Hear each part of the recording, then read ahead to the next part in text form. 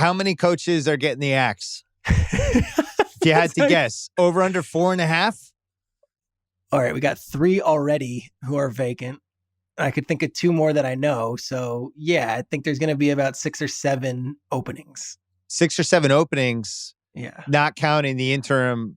Because that does count the counting interim the coaches. interim. So you got Detroit, Atlanta, Houston. Yeah. And like they're very touchy with this at the NFL Network. And also I don't love it because it means that I'm firing someone. But like, let's just assume Jacksonville and the Jets. All right. Yep. And then there's a couple wild cards. One of them being, I'm not sure what they're doing with Los Angeles with the Chargers just yet. I think it seems like there's some Anthony Lynn momentum. I feel like there is. People love that guy. Can't they just hire him, somebody to stand next to him, that like the 12-year-old Madden player, and just try that for a year? It's so funny you say that, because the thing is with him, like the players love him, the owners love him, and like around the league, a lot of people are like, Anthony's the man, but like I don't know if he's going to be the head coach next year. That's the only, like, I don't know if you can keep him as coach after the way things went off the rails. So that's what I'm keeping my eye on. And I was a little bit surprised, but I think it's been, they're saying Vic Fangio in Denver is safe right now. So that one was a wild card also, but Matt Nagy, I don't think is going anywhere after the last couple wins. And I would only say there's usually one wild card that we're not expecting that happens. And you're like, whoa, okay, that happened. So as of right now, those are the ones I see. Peterson? I think Doug hangs on. I do. I think they look at this as a 1-year deal and they say, all right, COVID was weird. We don't know. You still got the skins on the wall and you still got the locker room. I don't think Doug's losing his job. How about the only other wild card I was thinking was Cincinnati? I think he's good. Okay. I think he's good. They've won a couple games in a row, and like he's not a big personality, Zach Taylor, but the young players seem to like him. And Burrow, who very easily could have come out of this thing and rolled his eyes, seems to be his biggest champion. So I think that helps a lot. I mailed you on FanDuel. They have odds for the Detroit Lions' next head coach. Let's break it down. Robert Saleh was plus 200. There's a bunch of other, there's a million names, but Jim Harbaugh was plus 450. Bieniemy was plus 700. Arthur Smith was 11-1. Mm-hmm. I enjoyed seeing Marvin Lewis at 16-1. Todd Bowles at 16-1. Dabo Sweeney was 26-1. Any thoughts on that one? Yeah, that one's really interesting, actually. So let's first go through who's doing it. So they have the heir to the Ford, family. She's going to be running the search with Chris Spielman, who I worked as a sideline reporter for on Fox. He was hired now full-time as a Lions. He left the booth to be the special counsel for this. Now, Spielman, I've known him forever, is hard-nosed football culture guy. Like, he is your football guy, and he's in the gym at 5 a.m. at the age of 55, and he's working out, and he's getting his squats in, and he's football culture. And then they've got some front office guys, and their president, Rod Wood, is going to be kind of running point. I know already they've done a bunch of Zoom sessions for prospective GMs. Like, they've already interviewed like 6 different GMs over Zoom. Coaching wise, they want culture, and they want like the right guy to build. They're not worried about X's and O's and genius. You mean basically what they thought they were getting with Matt Patricia and whiffed on? Yeah. I would say this: Harbaugh, no shot in the state of Michigan after the things have gone at University of Michigan. So cross him off. I would say anyone with Patriots ties, cross him off, because they just got done with Bob Quinn and Matt Patricia, and it just didn't work. Saleh, really quick, the dossier on Saleh to the Lions.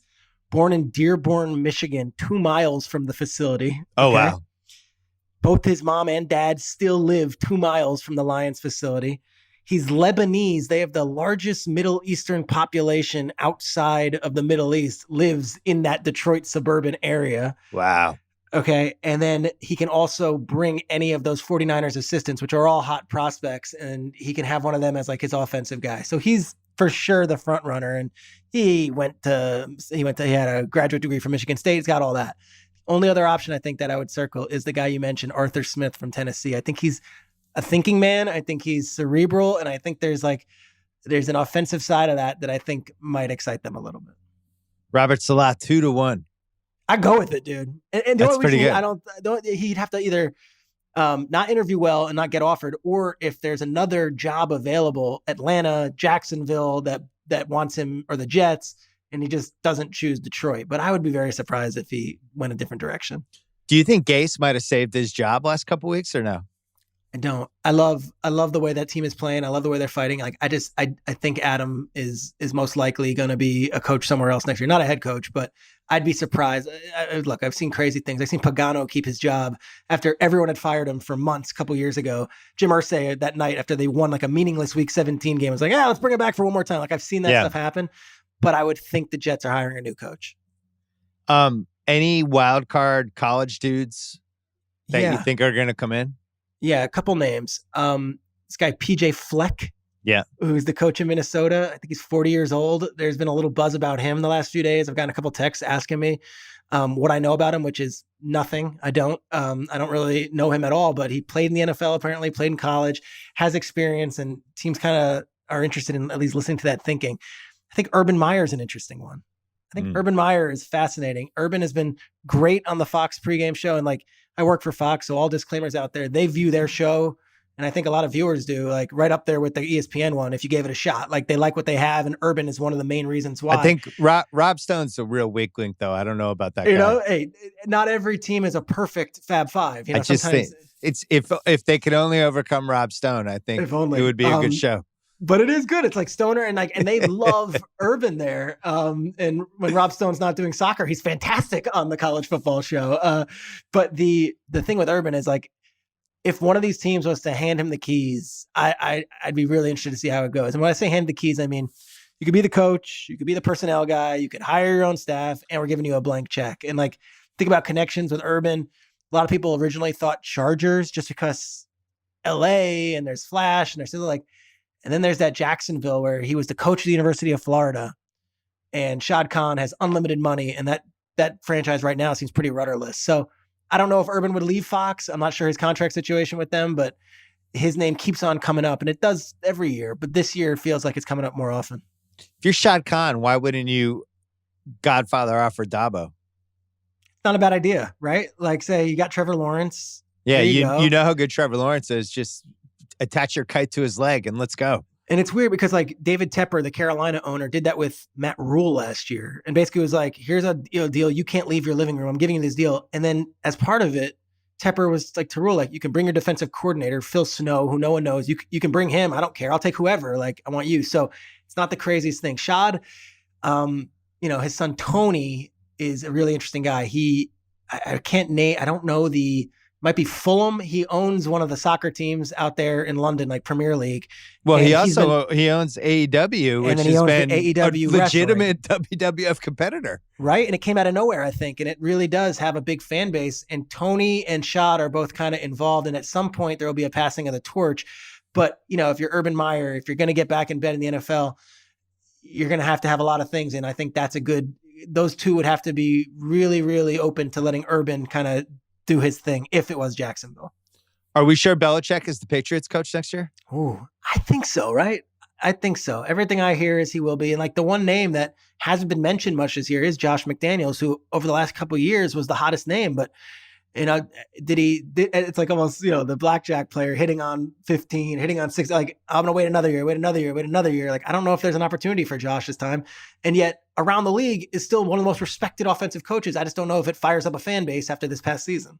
Well, and also when he pulled out of the Indianapolis thing at the 11th hour, that's not great. That would make me nervous to hire him if I was in a hiring position. I mean, Cleveland still interviewed him last year. I don't think it's hurt him too badly. It's one of those deals. They didn't hire him though. They didn't hire him. You're right.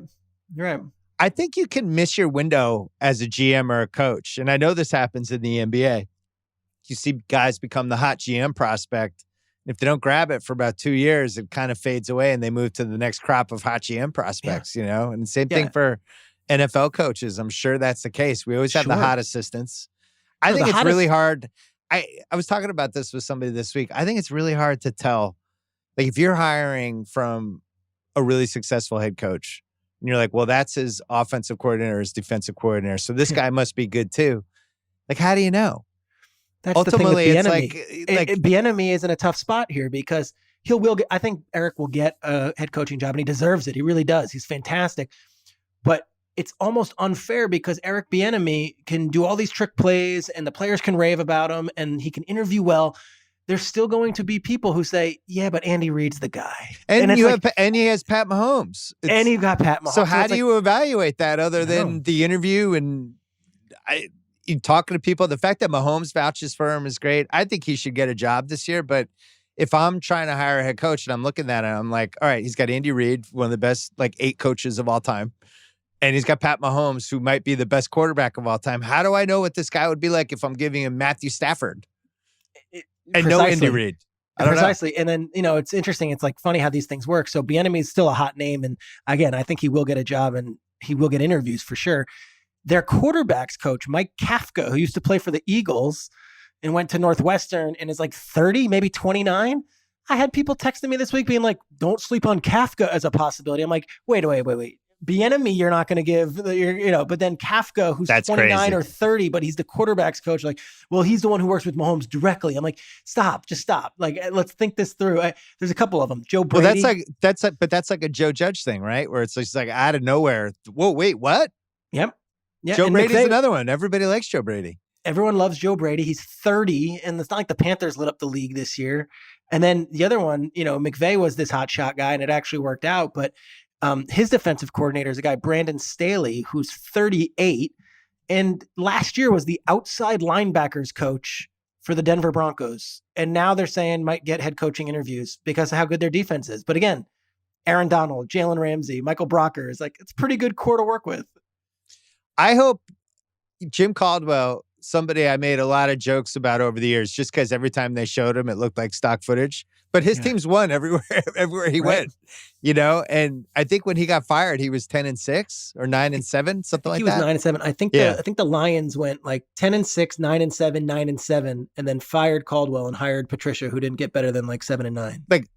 Caldwell and Lewis over rolling the dice and keeping your fingers crossed because somebody was a coordinator for a good coach. I don't know. I guess it depends what your motivation is, right? Do you want to just have a competent franchise, or you're trying to win the Super Bowl? Well, that's exactly right. So after this COVID year of everything being so topsy-turvy, I think there is something to be having an adult in the room. And hey, Marvin Lewis, I know the players respect you and you're going to get it done, but is your fan base doing flips? Are we sure Marvin?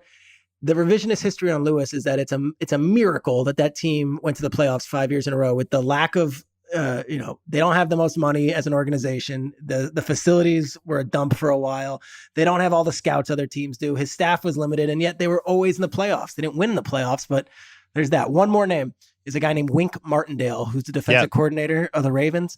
Again, not a 30-year-old, not a 40-year-old. Interviewed with the Giants last year, and I could tell you from sources on the other side of it, interviewed really well with the Giants, and is one of these I don't want to say Rex Ryan because I don't want to. I think that might have a negative connotation of almost buffoonery or some sort of more of a personality based thing. But Wink has one of those guys that is in your face, loud, and the players love playing for him, like a true players coach. I wonder if that works also this year in the offseason.